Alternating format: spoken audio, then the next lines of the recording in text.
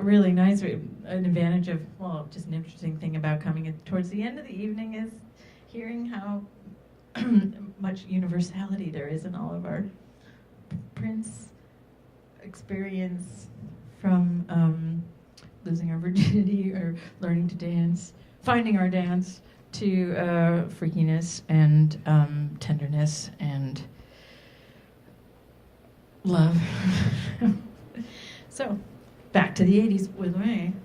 I'm so old, I hope I can read this. In the summer of 1983, I was between my sophomore and junior years in college, living at home with my parents in Minneapolis. Predictably, I was working in food, specifically a fast food bakery. Les Croissants had just arrived in the Midwestern mainstream.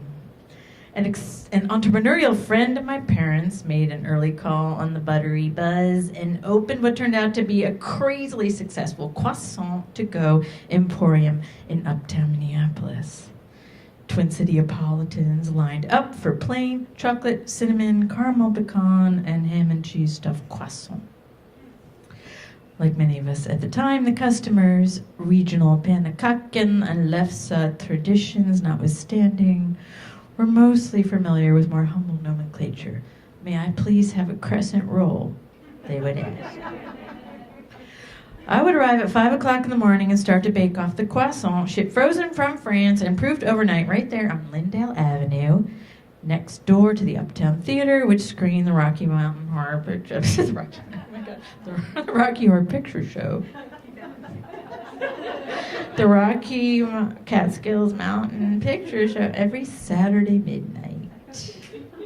I would fill the drinks fridge, open the register. At around 10 o'clock, the manager would roll in. He was the owner's nephew, and like me, his job was a favor to family. He would begin his mornings at the bar across the street drinking Long Island iced teas, then toddle in and go back to bed under my stainless steel baking table. He was 19 years old. I was 20. I remember every day of that summer in Minneapolis as a punishing heat wave, probably because the ovens were internally hot. In 1983, a half a generation before 1999, now legendary bands like Husker Du and The Replacements and Soul Asylum were playing at now legendary local clubs like the 400 Bar and the Longhorn and First Avenue. Long before I knew I'd have my own various chapters in rock and roll, I was dimly aware of these provocative forces I was too young to access live.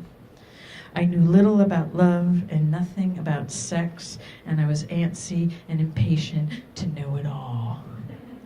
I was 20, and I was questioning my parents, my college, my choices, and my path. One hot, sunny, sleepy afternoon with my hair full of caramel and my heart full of questions, the store was empty when a figure walked past the giant picture window in front. I will never forget that solitary parade, a content but potent gaze, fixed straight ahead, shoulders back, just a touch of strut, and an unexpected cape aloft behind him. I replayed the image in my mind many times that day while bagging croissant, peddling Pepsi, and making change. The first time I saw him, I had no idea who he was, although I had the sense that I should.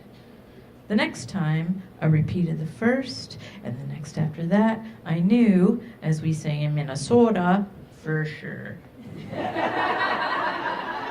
By then, our world was stirring with Prince. I had heard early leaked tracks from Purple Rain. I'd heard reports of incredibly sexy combustible shows at First Ave. I had also heard a rumor that a girl from my high school, Pam Mastriani, a cheerleader with adorable freckles and an enviable bust, had actually slept with him.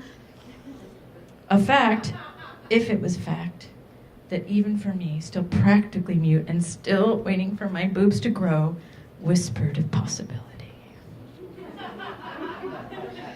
My best friend from high school, Mary, and I went to be extras in the movie. All I remember is standing under a 35W overpass all night. All she remembers is that we wore dresses, which we never did, and drove my dad's little red 1968 VW Beetle to the shoot. Apparently we were both too dazzled by the experience to remember much. By the time we all knew every note to Purple Rain, Prince was officially part of our awakening.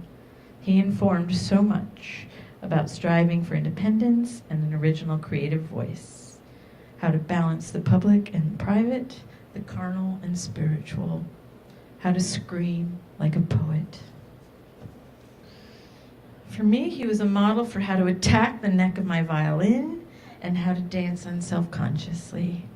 I wish I could tell him about that frozen moment of selfhood, me standing at the sweating steel table, one young man curled up unconscious like a crescent roll beneath it, and another young man outside the window walking with his gaze set proudly into the future, his cape filled like a dove's wings with the wind of his own making.